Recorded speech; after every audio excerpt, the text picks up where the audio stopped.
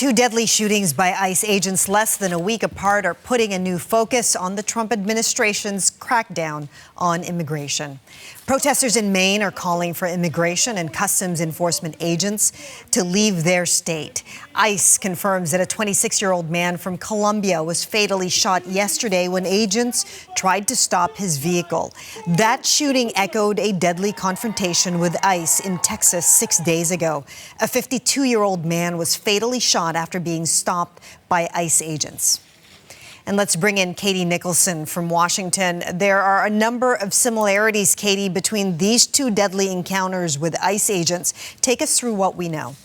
Yeah, so let's start with what happened yesterday morning in Maine. This happened as ICE was conducting an operation in Biddeford, Maine. That's roughly 30 kilometers south of Portland. They shot and killed 26-year-old Joan Sebastian Guerrero. And he was a 26-year-old Colombian man who was in a white Kia. What we've heard from advocates is he was on his way to work. Video of the scene and the aftermath show ICE agents pulling him, his limp body from the Kia, and multiple bullet holes in the front windshield of that car. Now, what led up to that moment, that is what's now under scrutiny. We heard from the U.S. Department of Homeland Security, which put out a statement on X. This is a bit of what it says. It says, ICE was conducting targeted surveillance on the last known address of an illegal alien with a final order of removal. An illegal alien departed the residence in a vehicle. ICE law enforcement attempted to conduct a vehicle stop.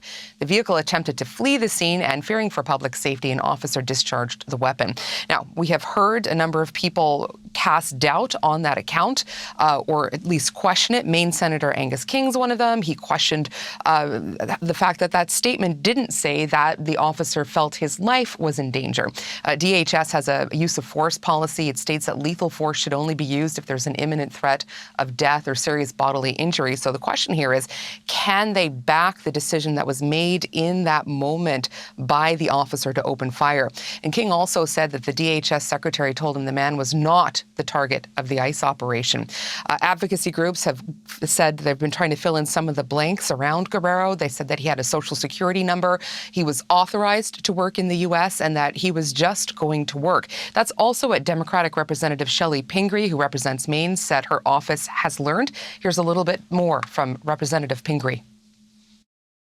By all accounts, he was the wrong man, not the person that ICE had been targeting. He was headed off to work, lived very close nearby, and there was an ICE operation going on looking for someone else, but he was in the car. And by all accounts, shortly after the shooting, his wife and 3-year-old daughter in her bluey pajamas with a pink backpack were also on the scene. So they witnessed seeing their father's dead body. So this comes within a week of ICE agents fatally shooting a 52-year-old Mexican man. That's Lorenzo Salgado Araujo. Now, he was also not the target of a removal operation. And in that case, what you saw was federal agents in unmarked vehicles pursuing him. He's a builder. He was taking construction workers to a job site at the time. Now, DHS has alleged that that shooting was in self-defense, but it still hasn't provided any evidence. This is what Houston's district attorney said yesterday about the status of their investigation and some of the difficulty they're having getting information. We're almost a week in, and no one on the state level knows who they were or where they are right now. I've been in this office for almost 20 years. I can tell you that with every state or local officer involved in a shooting, the DA's office knows that officer's identity within 12 hours at the outset. And, you know, Chris, we have heard frustrations like that before. Just think earlier in the year, January, after 2 Minnesotans were shot and killed by ICE weeks apart, and the frustrations that Minnesota officials have had trying to find some accountability and investigate what happened in those two incidents. Yeah, and on that point, Katie, you were on the ground in Minnesota reporting back in January with the fatal shootings of Alex Preddy and Renee Good. We saw that those protests forced the White House to pull back. Now, this crackdown hasn't been in the headlines, but it also hasn't gone away. Yeah, there was certainly a public pullback, and we saw the head of DHS be replaced, and Kristi Noem sort of wore some of the damage from those incidents, but that immigration push has never really gone away. And certainly what's happened is in the last month or so, there have been mass deportations continuing, albeit a little bit more under the radar. There was a big surge at the end of June. Within a 5-day period, there were more than 10,000 arrests in big immigration sweeps. And this all comes as prosecutors in Minnesota are still trying to get to the bottom of the ICE-involved shootings that took the lives of Renee Good and Alex Preddy back in January.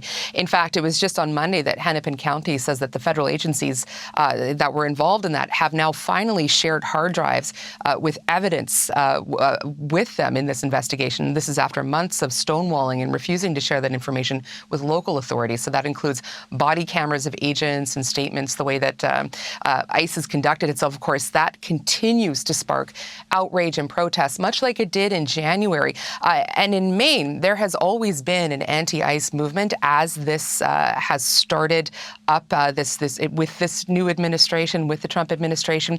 That is now hitting again another fever pitch in Maine with this shooting death of Mr. Guerrero.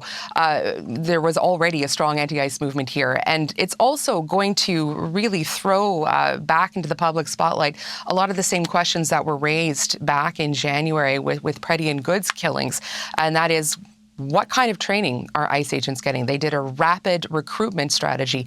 What is the quality and background check of the people that are being brought in? What kind of training are they getting in sort of de-escalation? How familiar are they with what DHS policy is and how they enact it?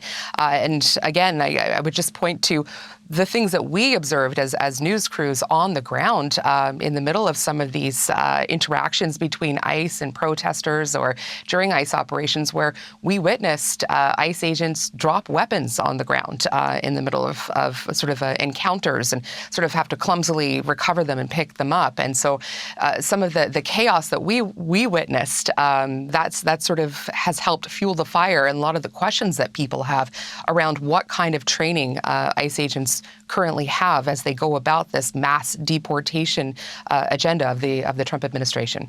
All right, Katie Nicholson, appreciate the update. Thank you.